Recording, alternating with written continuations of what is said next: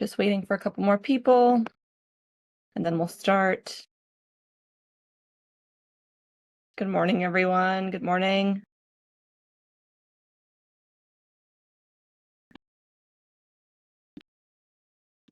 Just waiting for a couple more people to join my Zoom that RSVP'd to my class. This will all be available for free on my website, just right on the homepage. It should just say, click this link to watch the video. It should also have my PDF downloadable version of a kind of fill in the blank birth plan if you don't want to write your own. This is a great tool to use to sort of fill in the blanks. All right, so we're going to start. Good morning, everyone.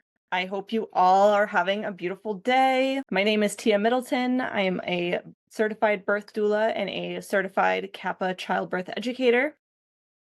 I teach in-person classes in Hampton, New Hampshire, and also have an upcoming on-demand online class coming out at the end of June. So that's super exciting. I serve Greater New Hampshire as a birth doula and advocate, newborn care, feeding, lactation, sleep routine consultant, everything that you can think of regarding, pregnancy, childbirth, and the newborn is essentially my wheelhouse. I get a lot of satisfaction and enjoyment out of that very early postpartum period when people bring home their baby and they're like, I have brought home this thing and I don't know what to do with it. And then kind of watching them grow and learn all the things about their baby and sort of, really get to know this little tiny human that they made. It's just such a precious time to help people through. So kind of getting into it a little bit, for those of you who don't know what a birth doula is, a birth doula is a very special role that can make a huge difference during childbirth. A birth doula is a trained professional who provides continuous physical, emotional, and informational support to a mother before, during, and after childbirth. They're there to ensure that your childbirth experience is as positive and empowering as possible. During pregnancy, a birth doula helps you prepare for the birth by providing education, answering questions, and discussing your preferences and concerns. Birth doulas can also guide you through creating a birth plan and offer techniques to make you feel more comfortable and confident as you approach labor. When your labor begins, your doula stays by your side to offer constant reassurance and comfort. They can suggest different positions, breathing techniques, and other pain relief measures. Their presence can help reduce stress and anxiety, allowing you to focus on the incredible journey of bringing your baby into the world. After your baby is born, a birth doula continues to support you during the immediate postpartum period. They can assist with breastfeeding, offer guidance on newborn care, and ensure your partner feels supported as you adjust to your role as parents. Having a birth doula can be an invaluable part of your childbirth experience. Their continuous support, knowledge, and care can help make the journey of bringing your baby into the world a more positive and empowering experience.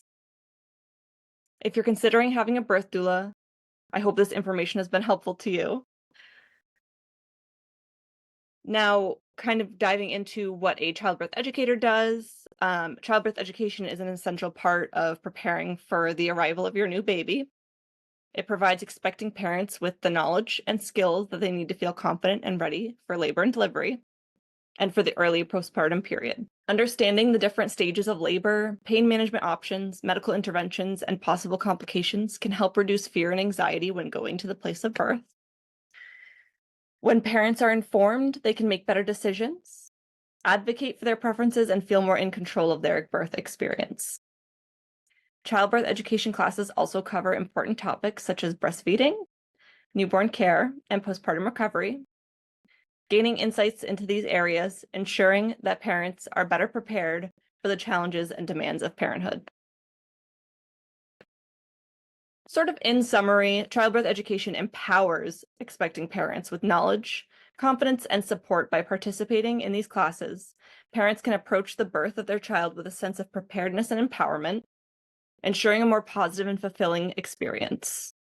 I always encourage all of my clients to take some sort of childbirth ed if they plan on having a birth doula present with them, just because it makes my job just that much easier. You kind of get the basis of everything, and then I'm there to guide you through that, through what you have learned. And also, if you are planning to have any sort of birth, whether it's in the hospital or at home, that is considered like a natural childbirth without medicated pain relief preferences. I always tell people to take a childbirth ed class, read the books, do the work. It's sort of hard to go into natural childbirth not knowing what to expect or not being prepared at all. Oftentimes I find that when people aren't prepared for those situations, they end up with medicated pain relief, being something that they didn't want, but they just end up getting because they weren't prepared for natural childbirth. It's work, it's hard, it's labor. They don't call it labor for nothing. So why do I need a birth plan? I get this question all the time, especially from clients. A birth plan is a written document that outlines your preferences for labor and delivery.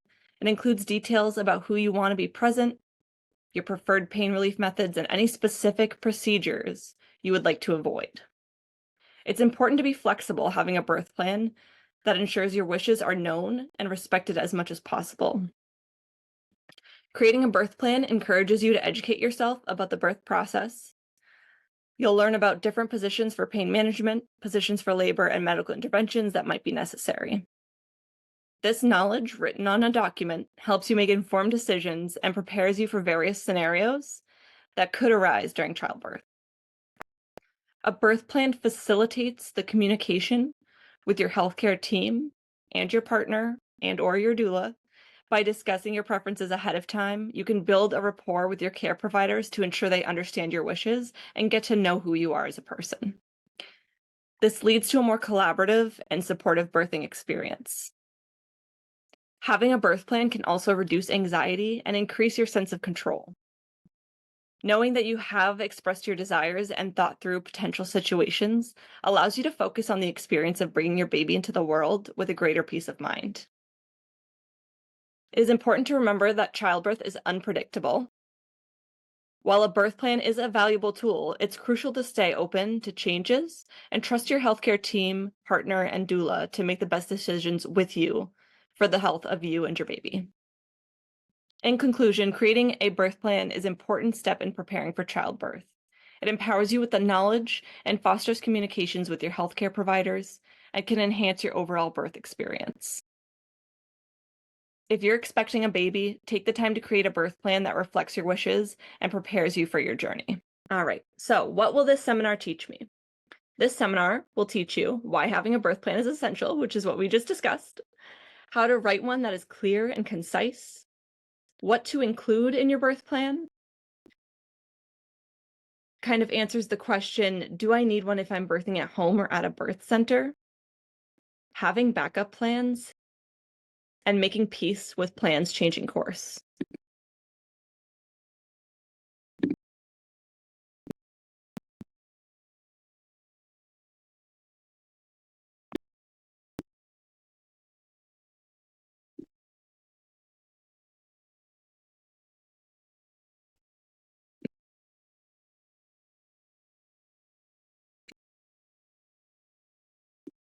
So in your birth plan, it's important to be clear and very forthcoming about your wishes. It's important to keep your birth plan to sort of a one page, right? I always explain to people that having a birth plan is sort of like having a cover letter to a resume.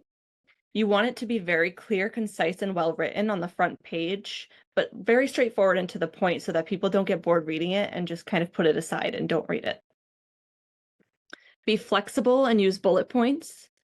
And it's important to use positive and affirming language, not only for your providers to continue that affirming and positive language towards you and kind of use that as a baseline for your communication, but also to remind you why you're there, why you wrote a birth plan in the first place, what your goals are. I always tell people during a certain part of your birth plan, it will say, you know, during my vaginal delivery. Whereas the sort of end part of your birth plan will say, like, in the event of a C-section delivery, that gives it a more positive affirmation on an emphasis on the vaginal delivery and more of like a just in case on the C-section delivery. What to include in your birth plan. So who will be attending your birth? Will you have a birth doula? It's important to let your providers know ahead of time that you'll have an extra body in the room just so they can be prepared to engage with all of these people. Will it be your partner? Will you have your mom? Will you have your sister? How do you want to handle a change in plans? So this is important because sometimes things change, and it's important to let your provider know if you have sort of any preferences on that. Do you want them to sit there and discuss all the details of what they're suggesting or what the change of plans is? Or are you the type of person who doesn't want to hear the sort of gory details of things and sort of just wants to know the basics? I always tell people to include something personal about themselves. It makes them sort of more human, especially in the hospital world, where it's kind of like a turn and burn situation. Nurses are coming in and out between your delivery and another one, and they're only on a 12-hour shift. It's just another day at work for them. So putting something sort of personal about you at the very top kind of gives you a more relatable aspect.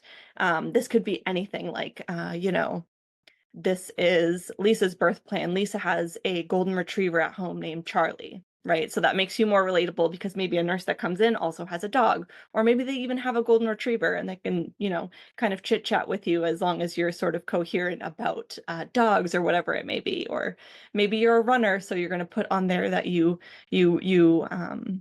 like an athlete or whatever it may be, and someone may relate to that.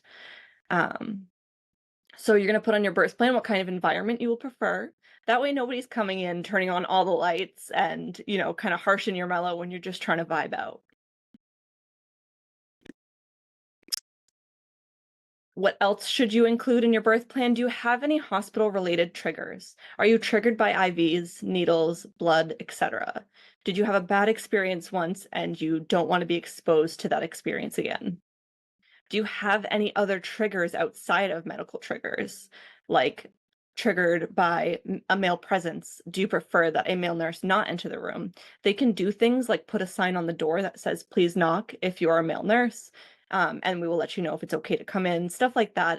It's very easy for them to accommodate to your triggers and stuff like that. Also, I have worked with some people who may have triggers regarding like personal boundaries and stuff like that. So making sure that that's in your birth plan, saying, please ask my permission before you touch me. I just like to have that sense of self-control. Other things to include, would you like a natural or unmedicated birth or a medicated birth, right? Do you plan on getting an epidural? Do you plan on using nitrous? Do you plan on using IV pain medications? Or are you trying to just go with the flow and see what happens? Your choices in mobility. Are you going to choose to be mobile and intermittent monitoring or continuous fetal monitoring? So they can do something called drop tones during labor, which means that they are going to use a fetal Doppler to kind of measure the heartbeat every 30 minutes to an hour. You can choose this if you don't have any complications regarding your birth. Sometimes they will ask you to be on continuous monitoring should some of those drop tones sound a little funky to them. I will also add that if you have any sort of medicated pain relief at that point or any sort of medical interventions, you will be put on continuous fetal monitoring.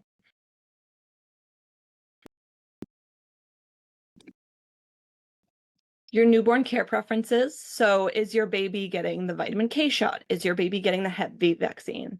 Is your baby going to get the erythromycin ointment on their eyes after birth? All of this stuff is super important to keep in your birth plan so that they know. Most likely they'll already know because they're your provider, so they've already asked these questions, but kind of keeping it easy access sort of on the counter or posted on the wall is easy for a nurse to read.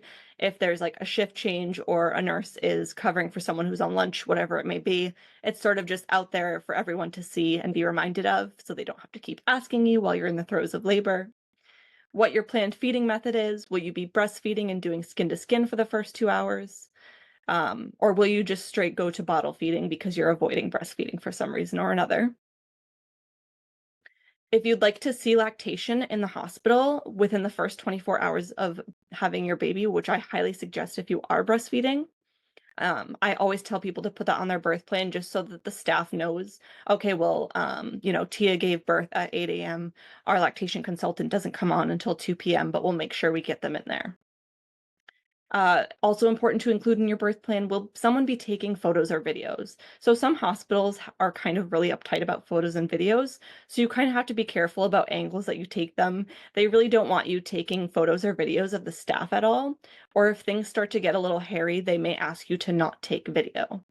I haven't really run into this problem very often, but it is important to state if someone will be taking photos and videos and sort of what kind of photos and videos they'll be taking. Will they be taking sort of more graphic photos of the baby actually being born, or will they be taking pictures of just like very sweet, tender moments of mom and dad with their baby on the chest or whatever it may be?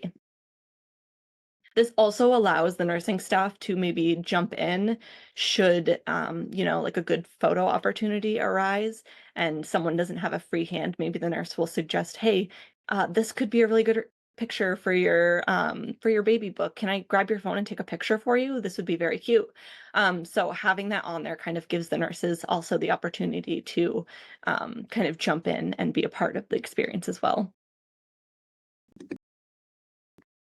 So if you're birthing at home or birthing at a birth center, it is also important to have a birth plan. It's a little bit less sort of medically driven oftentimes, but still great to have. So this is great for reminding you of your own goals, but also your midwife care team of your goals, what support you might need from them. Do you need that physical support? Do you need those positive affirmations, that positive language from your providers to kind of keep things going? Also, what is the backup plan should you get transferred to a hospital? So in the event that you need to be transferred to a hospital, we talk about plan A, B, and C, right? So your plan A is that you have the most beautiful home birth that you could have ever imagined, but in some scenarios, maybe something's happening, something's getting a little hairy, and they're suggesting transferring you to a hospital. So what are your hospital preferences at that point? Oftentimes you don't really have a choice in which hospital you go to. Oftentimes you're just getting transferred to the closest one. It depends on your area. If you have a lot of hospitals because you live in a metropolitan area, sometimes you have a choice in which hospital you go to. And in that case, I would add that to your birth plan as well. But yeah, what are your hospital preferences? Do you want to be able to still be mobile when you get to the hospital? Do you want to be offered certain pain medications when you get to the hospital? Do you want them to be completely hands off when you get to the hospital as much as possible, so long as everybody's healthy and okay? Your basic information about you, your partner, and your doula. What is the room going to be like? Who are you going to have with you? All of those introduction stuff that we sort of talked about in the beginning. So you want to have a plan A, B, and C. So I always tell people plan A is, what does the most perfect, magical, amazing birth look like that you have in your mind? We're going to write it down, but we're also going to have a plan B. So if something happens to deter your plans, we always want to remind ourselves that a deterrence in our plan is not a failure, it's just a change of course, and we're going to adapt to it as we go. So plan B, if something happens to deter your plans, like an induction, oftentimes that deters plans, especially for natural births, interventions, etc., complications, all of that. And then plan C, I always say C is for C-section. In the event of a C-section delivery, what are your preferences? Will you be preferring to play your own music in the OR? Would you prefer that your partner stays with your baby at the warmer and maybe your doula's up by your head comforting you? Or maybe your partner gets queasy in ORs and your doula is going to be the only one joining you in the OR. Whatever it may be, put it on your list. Also, skin to skin in the OR sometimes can be a little bit complicated.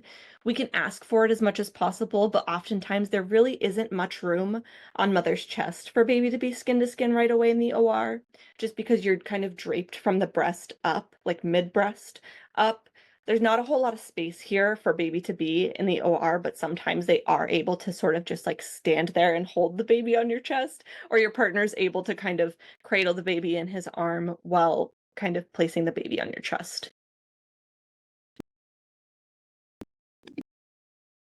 So it's important when we're writing your birth plan, as we discussed.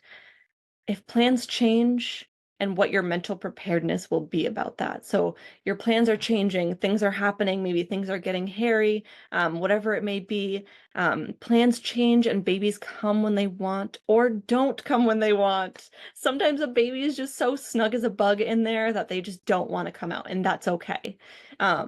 It's important to remember that your birth plan and any changes to it is not a failure. It's just a deterrence. It's just, changing that plan A to that plan B or changing that plan B to that plan C. And that's okay. And it's okay for things to change and for you to maybe not have the exact perfect magical birth that you wanted.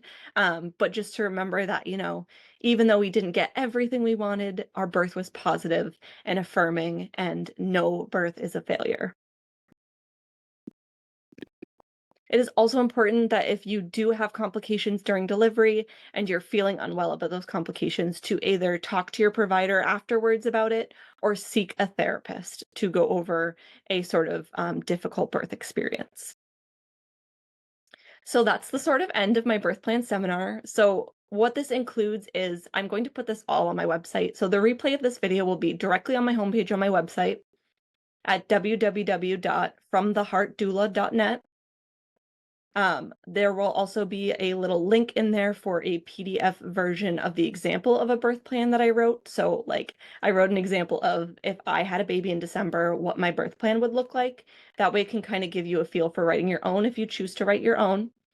There's also going to be a PDF downloadable version of this where it's sort of like a fill your own blank, choose your own destiny birth plan. So it'll like prompt you for like name, due date, what your preferences are, and you just kind of fill in the blank. So that'll all be available on my website. If you have any questions to anything that we talked about today, feel free to shoot me an email. It's tiamiddleton.doula@gmail.com. I also, on my website on the homepage, have a scheduler for interviews or for anybody who's looking to hire a birth doula, a postpartum doula, or take any classes. I also have information and videos up on my TikTok, which I will link also on my homepage on my website.